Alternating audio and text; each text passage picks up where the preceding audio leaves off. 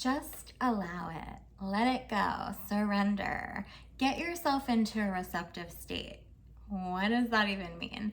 If you have a hard time getting yourself into a state of receptivity or really understanding the mechanisms of how that really works, let's dive into it together. Hey everybody, I'm Amelia Rebecca, and on this channel we talk all about embodying your confidence, reclaiming your beauty, owning your power. I also share some witchy tips and so much more. And if you want to work with me one-on-one, all of that information is down below in the description box. All right, so let's get into receptivity and what really does that mean? I think we all kind of want to be in this space of being magnetic, that the things that we want just are drawn to us, and the people, the gifts, the objects, the opportunities, the inspiration, the new ideas. We just want to be in this place of receiving all of these things that we want, right? So in a simple way, it really is just about being open and willing to have these things. But I don't know about you, but for me personally, I am somebody that needs to really understand things before I can accept them as truth. So if somebody were to tell me that all you have to do is decide what you want and then put it out into the universe and then it will just come to you, that is really hard for my brain to grasp, and I need proof. I need to know how that works. I need to understand how to break that down in a way that makes logical sense to me, even though I am this very spiritual, open, very open to new perspectives and ideas. I am still very skeptical and really practical. So I really need, something tangible to work with.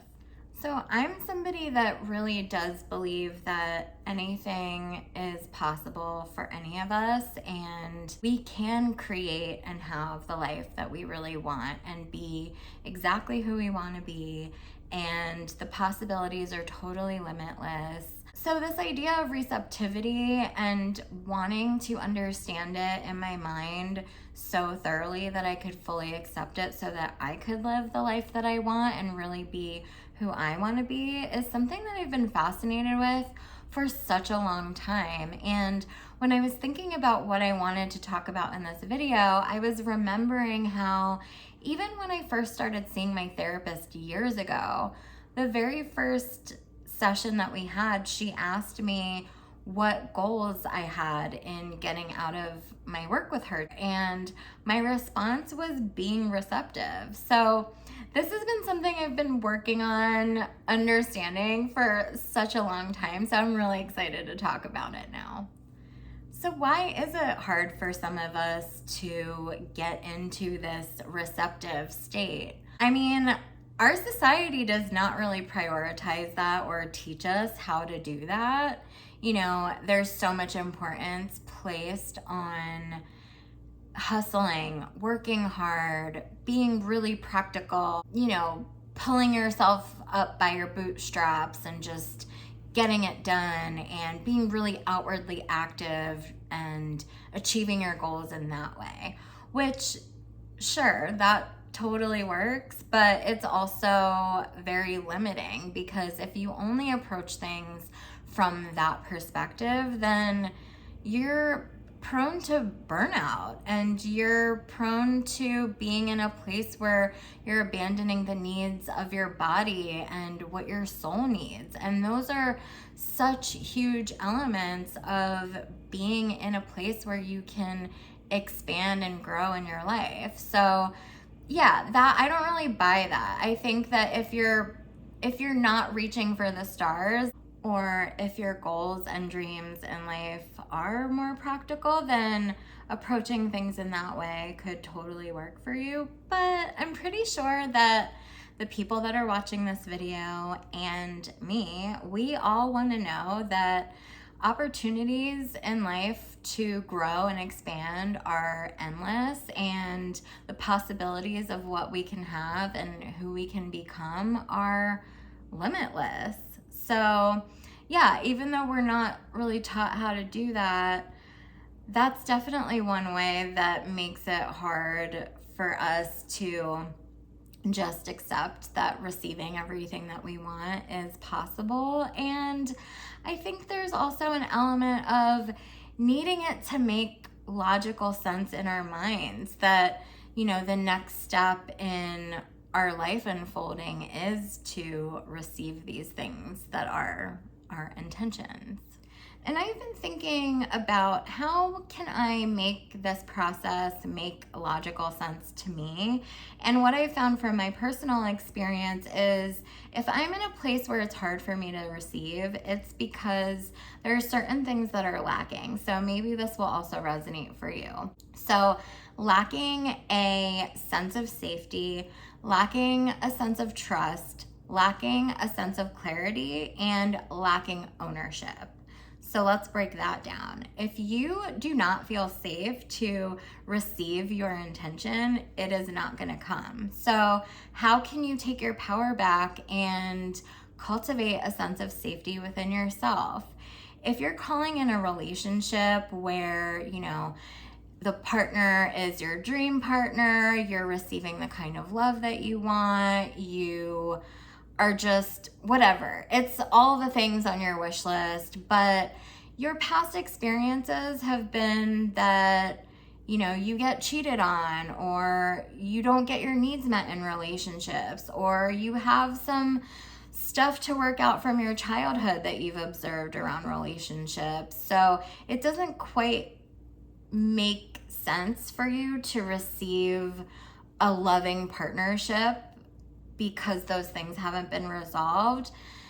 Getting into your body and cultivating a sense of safety first will help you get into a more receptive state regarding safety in receiving your desire.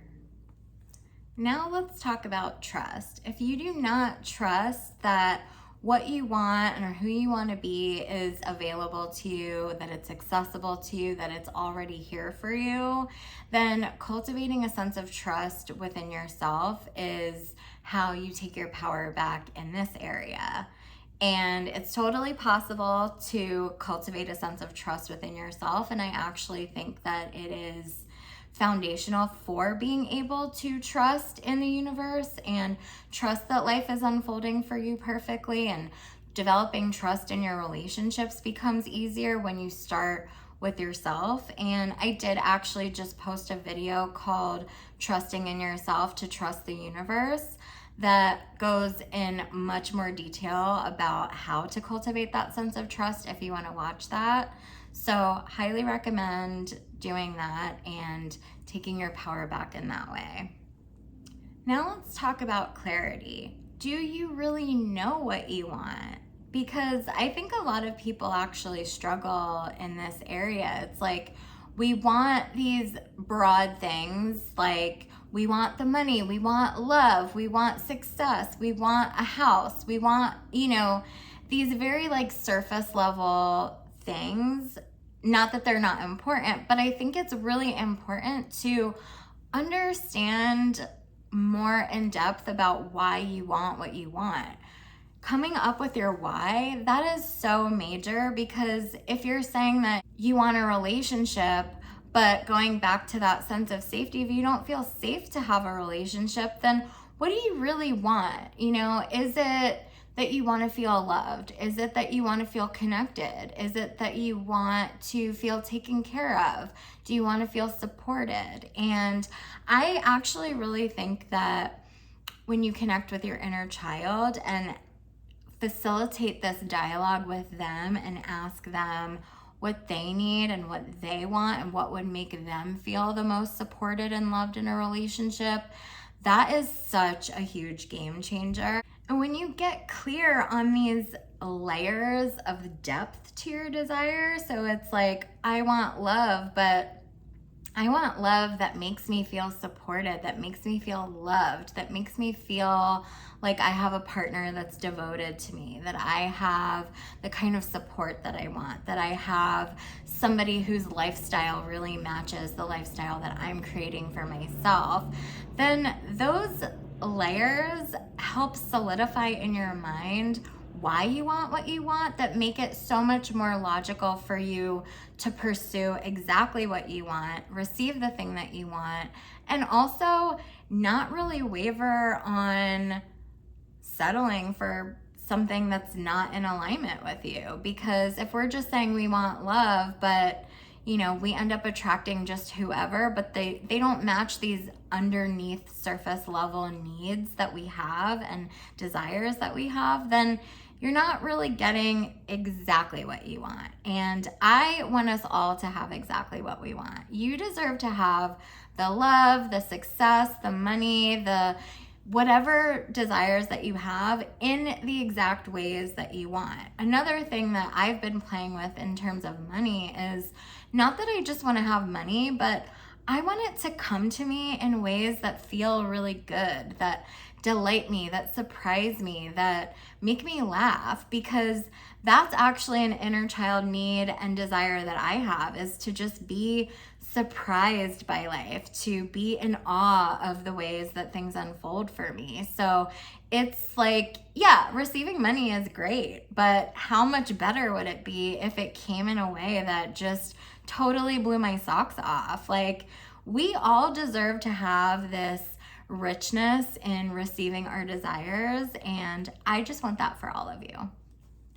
And now comes owning your desire. So if you're not taking ownership of what you really want, you're not going to get it. So if I'm saying I want $1 million, but I'm telling myself, no, that's too much, you can't have that, you should go less, that's a little too much. Or if I want a partner that has all of these qualities and these qualities and this, but I'm like, no, that's too specific, I'm being too picky, I should just settle for whatever. You're not taking full ownership, especially after you feel safety, you feel trust that it's available to you, and you have the clarity. If you're not fully accepting that your desire is your desire and you're not owning it, it's not gonna come. And going back to this piece of logic, in my mind, I'm like, well, in order to receive, there must be some sort of currency. There's some sort of exchange that needs to happen.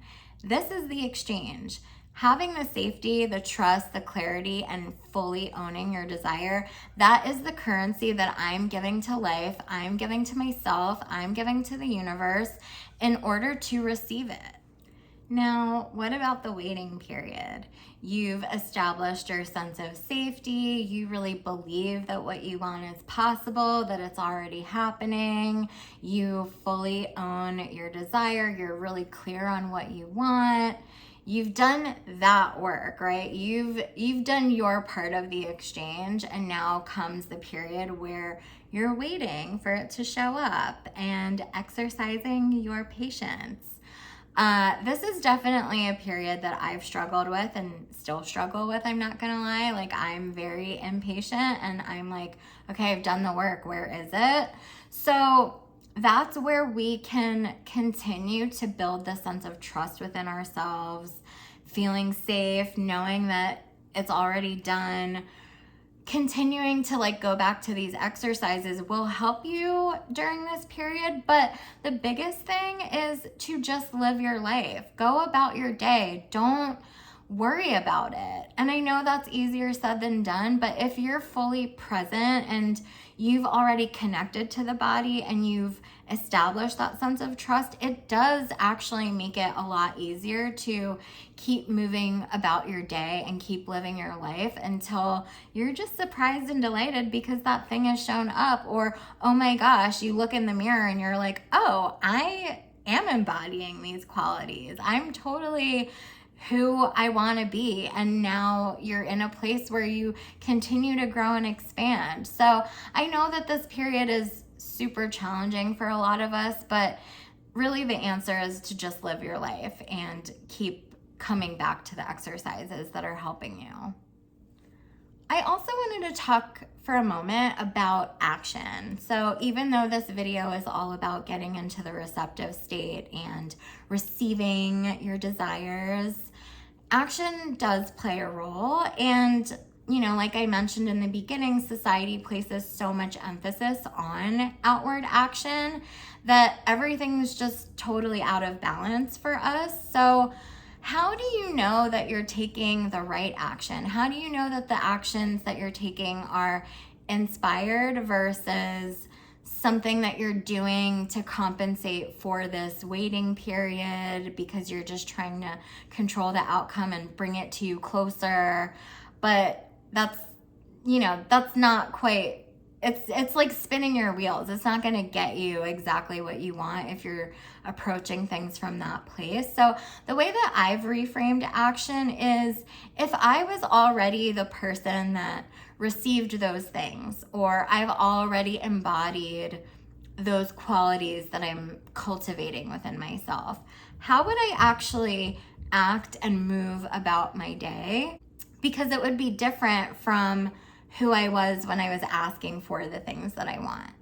So these inspired actions feel natural to the newer version of you that's embodying your desire, if that makes sense. So what you're acting on just feels like logical steps. It doesn't feel like you're putting in extra work to do something, even if what you're doing is like tedious, or it's, some task that you don't really want to be doing, or it feels hard.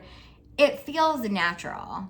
It feels natural that would be the thing that you're doing. So let me give you an example here, because one of my desires is to be somebody who climbs mountains. Like, I really want to go on these long hikes, and I want to get into a place where I'm training for them and doing that, and taking, excursions to places where I can hike mountains.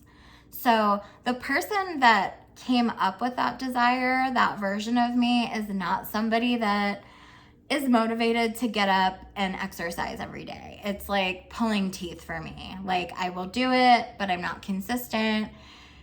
But if I'm the person that I am who is climbing those mountains, then getting up and doing that feels more logical and natural that I would be doing that, because that's what the hiker version of Amelia would be doing.